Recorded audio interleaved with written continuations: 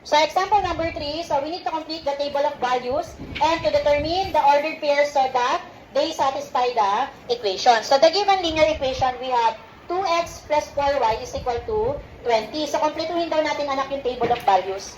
Pag sinabi natin anak table of values, nagbigay na ng table of values, nagbigay na ng mga values ni x. Ang kukunin natin dito anak yung value ni y.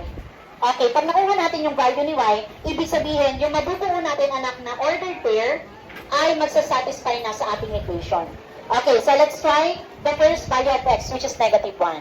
So what we're going to do, so yung first value ni x, which is negative 1, anak, ipapalit natin yung x na negative 1 dito sa ating equation.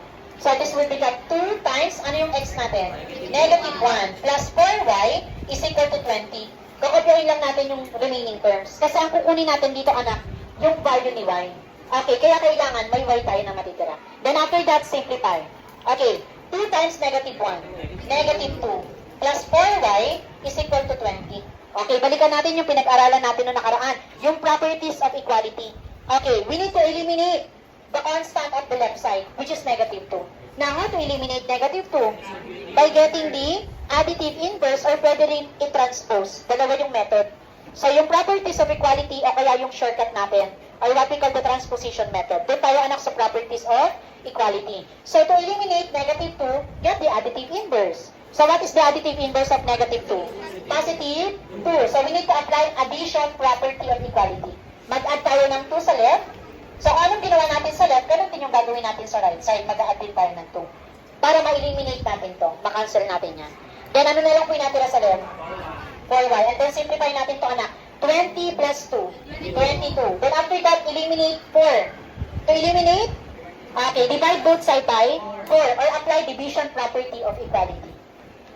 Okay, then cancel. Y is equal to, 22 divided by 4 is equal to 5.5. So meaning, the value of y is 5.5 when the value of x is negative 1. Pag sinabi, what is the given ordered pair? Pagsasamahin mo lang yan, anak.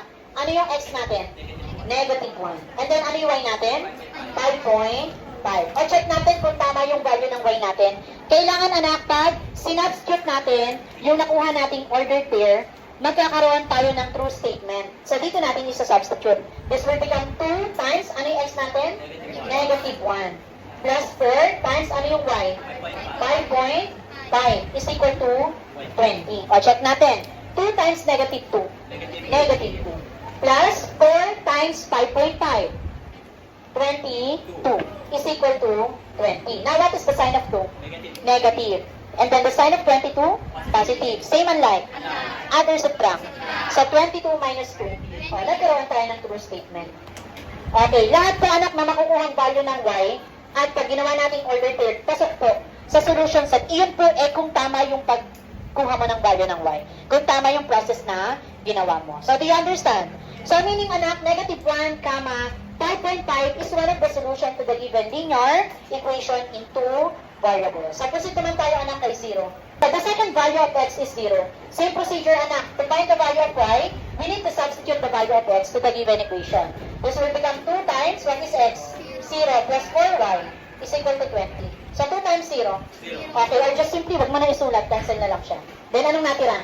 4y is equal to 20. So, divide both side by 4. Y is equal to?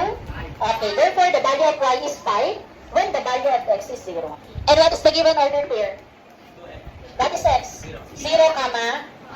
So, ito po yung second order pair natin.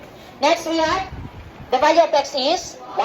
Okay. X is equal to 1. Same procedure. This will become 2 times 1 plus 4y is equal to 20. 2 times 1. 2 plus 4y is equal to 20. What we're going to do? Eliminate the constant of the left side. Positive to additive inverse. Okay. Meaning subtraction property of equality. 2 minus 2. 0. Or pwedeng cancel. Or 0. Then bring down 4y. Is equal to 20 minus 2. 18. Then divide both side by 4. Okay. Or what is the value of y? Okay. 4.5. So therefore, what is the given order pair?